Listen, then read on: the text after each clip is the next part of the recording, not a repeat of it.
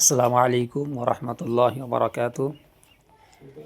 প্রিয় সাথী ভাইরা, আপনারা দেখছেন যে আমি এই মুহূর্তে মাদ্রাসার ক্লাস রুমে বসে আছি এবং একটি মেহমান গতকাল কিছু কম্বল বাচ্চাদের দিয়েছে, সেইগুলো দেওয়ার জন্য বিস্তারিত বাচ্চাদেরকে কম্বলগুলো দেওয়া হচ্ছে।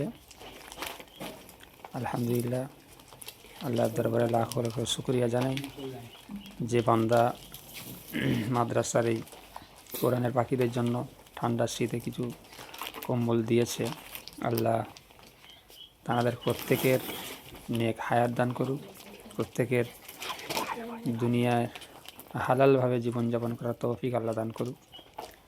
তো যাই হোক, মোটামুটি কথা হচ্ছে যে মাদ্রাসায় আজকের যে বাচ্চারা মাদ্রাসায় পড়ছে তাদের জন্য অনেক মেহমান এমন আছে, কেউ কম্বল দেয়, কেউ খাওয়ার জন্য দেয়, কেউ বাচ্চাদের পোশাক আশাক দেয়। তো আল্লাহ তাদের জন্য আমরা দোয়া করি, প্রতিনিয়ত সকালে সূরা ইয়াসিন পড়ে এশারের পরে সূরা ওয়াকিয়া পড়ে দোয়া করি। আল্লাহ তাদেরকে